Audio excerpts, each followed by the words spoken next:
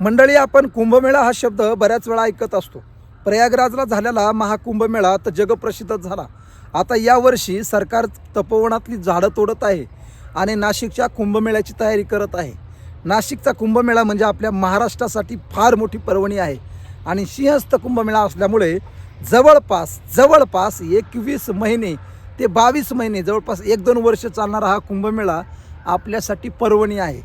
तर मंडळी, हा नाशिकचा कुंभमेळा कशामुळे भरतो, त्याच्या मागचा इतिहास काय आणि कुंभमेळा भरल्यावर नेमका आपल्याला फायदा काय होतो, हेच आपण या व्हिडिओच्या माध्यमातून जाणून घेणार आहोत.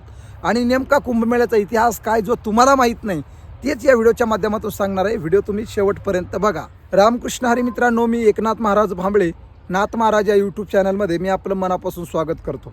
मित्रांनो, कुंभमेळ्याला आपल्या भारतीय संस्कृतीमध्ये अनन्यसाधारण असं महत्त्व आहे आणि हा कुंभमेळा नेमका कशामुळे भरतो तेच आपल्याला या व्हिडिओच्या माध्यमातून जाणून घ्यायचं आहे. आणि कुठे भरतो, कधी भरतो, केव्हा भरतो आणि कशामुळे भरतो आणि कुंभमेळा भरल्यावर नेमका आपल्याला काय फायदा होतो, आपण नेमकं केलं काय पाहिजे, या सगळ्या प्रश्नाची उत्तरं या व्हिडिओच्या माध्यमातून मी तुम्हाला सांगणार आहे.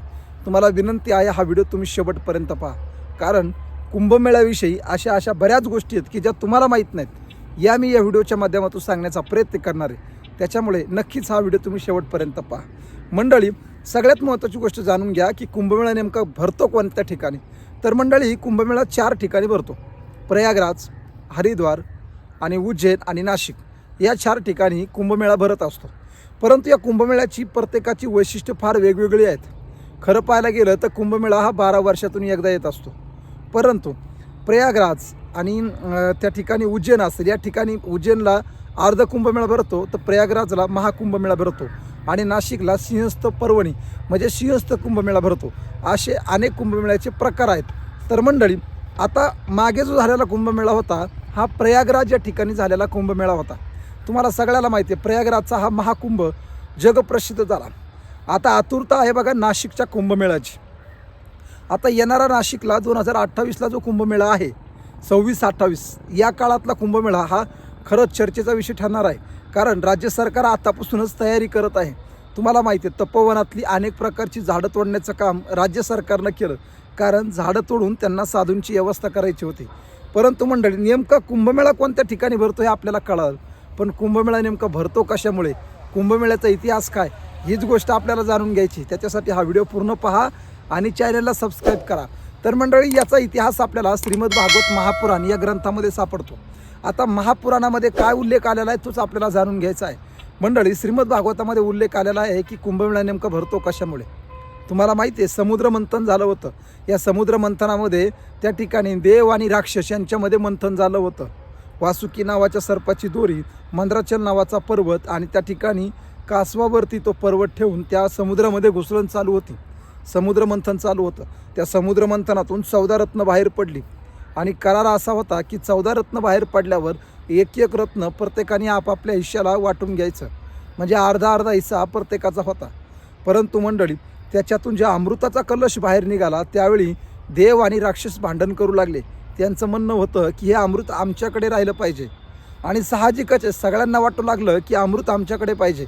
मग त्या अमृतासाठी देवामध्ये आणि राक्षसामध्ये भांडणं झाली आणि भांडणं झाल्यावर त्या ठिकाणी त्या भांडणाचा न्यायनिवाडा करण्यासाठी भगवान विष्णूने मोहिनी नावाचा अवतार धारण केला आणि देवाची आणि राक्षसाची अमृताच्या कलशासाठी भांडणं चालू असताना ती अमृताची घागर हलू लागली आणि हलत असताना त्रैलोक्यामध्ये भ्रमण करत असताना अमृताच्या कलशाचे काही थेंब पृथ्वी तलावर पडले आणि ते कुठे कुठे पडले तर 4 ठिकाणी पडले.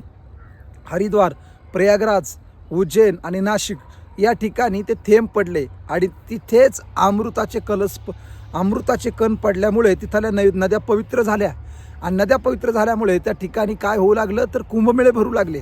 तर मंडळी, त्याच इतिहासावरूनच कुंभमेळ्याची परंपरा सुरू झालेली आहे. आजही या पवित्र ठिकाणामधल्या नद्या अमृता समान असतात. कुंभमेळ्याचं स्नान केल्यावर आपल्याला शारीरिक फायदा होतो, आरोग्याचा फायदा होतो, मानसिक फायदा होतो, सगळ्या गोष्टीचे फायदे आपल्याला होत असतात. म्हणून कुंभमेळ्याचं स्नान हे अत्यंत महत्त्वाचं मानलं जातं. तर अशी मान्यता आहे की या दिवशी कुंभमेळ्यामध्ये पर्वणीमध्ये जर आपण स्नान केलं तर आपल्याला अमृता समान त्या ठिकाणी जीवनत्व प्राप्त होतं आणि आपण अमर होतो आपलं पाप धुतल्या जातं. आपण जेवढे काही पापं केलेले आहेत त्या सगळ्या पापाचं क्षालन होतं आणि माणसाला एक नवसंजीवनी प्राप्त होते. असा त्या आंघोळीचा, त्या स्नानाचा महिमा आहे. आणि म्हणूनच मंडळी हा त्याच्या मागचा श्रीमद भागवतातला पुरावा आहे. परंतु यावर्षी जो नाशिकला कुंभमेळा होणार आहे तो अत्यंत उल्लेखनीय आणि अत्यंत महत्त्वाचा असणार आहे. तर मंडळी तोच कुंभमेळा आपल्याला यावर्षी अनुभवायचा आहे. आता आपला नाशिक प्रयागराजला तर बऱ्याच लोकांना जाणं झालं नाही, परंतु नाशिकला जो कुंभमेळा भरणार आहे हा सिंहस्थ पर्वणीतला कुंभमेळा असणार आहे. कारण सिंह मकर राशीमध्ये सूर्यप्रवेश करणार आहे आणि त्यावेळेसच हा कुंभमेळा भरणार आहे. तर मंडळी हा कुंभमेळा अत्यंत महत्त्वाचा आहे आणि म्हणूनच आपण सगळेजण या कुंभमेळ्याची वाट पाहत आहोत. तर मंडळी कुंभमेळ्याचं स्नान केल्यावर काय होतं, कुंभमेळ्याचा इतिहास काय, कुंभमेळा कोणत्या कोणत्या ठिकाणी भरतो हे आपण सगळं जाणून घेतलं. तर मंडळी ही माहिती तुम्हाला कशी वाटली आम्हाला कमेंट माध्यमातून नक्की कळवा आणि हा व्हिडिओ जर आवडलाच असेल तर चॅनलला सबस्क्राईब नक्की करा. रामकृष्ण हरी.